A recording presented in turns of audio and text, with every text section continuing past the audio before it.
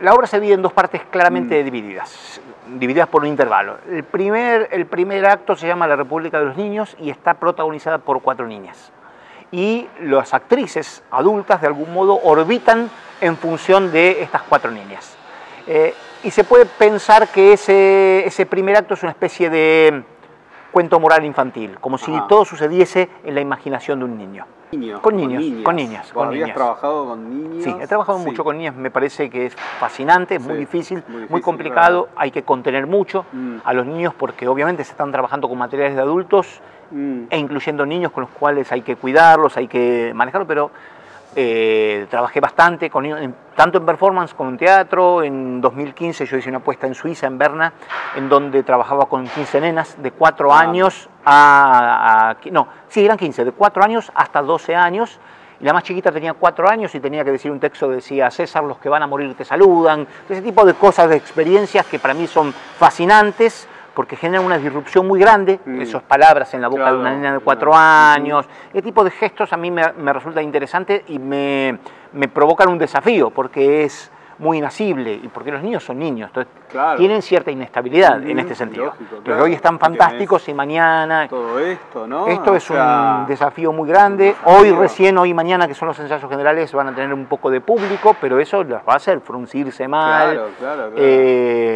Y cada función seguramente es novedoso para los niños. Entonces diría que no solo por el tratamiento visual que estoy dándole a esa primera parte, sino también por las, digamos, estas características donde la esencia está enunciada en la voz de 4 niñas, ¿no? Para realizar en función de un devenir que termina siendo trágico al final de ese mismo acto para las mismas niñas. Hijas, digamos, hay 2. No, es que justamente este primer acto uno no podría hacer una analogía con el segundo acto. Son opuestos complementarios, por llamarlo de una manera. El segundo acto, que se llama El banquete, de algún modo puede entenderse como una ilustración de la tragedia senecana, en donde estas 4 niñas también participan, inclusive con el mismo vestuario, pero desde otro lugar.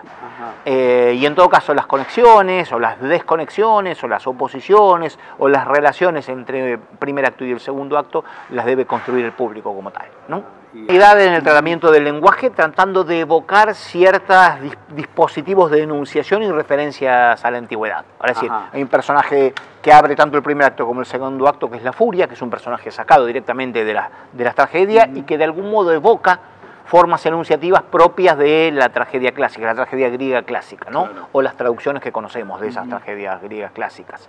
Y después, las actrices, la mayoría de las actrices hacen, digamos, una especie de pastiche entre lo que puede ser un lenguaje contemporáneo y también la inserción de determinadas referencialidades a dioses, modos, actividades de la Grecia y de la Roma antigua, mezcladas con también dispositivos literarios de la contemporaneidad, salvo las 2 hijas, que son las que son fagocitadas, que tienen un discurso absolutamente contemporáneo, roto, casi posmoderno, como para mostrar, digamos, que el lenguaje también ha sido digerido en ellas y que de algún modo su modo de resistencia también es resistir de esa forma,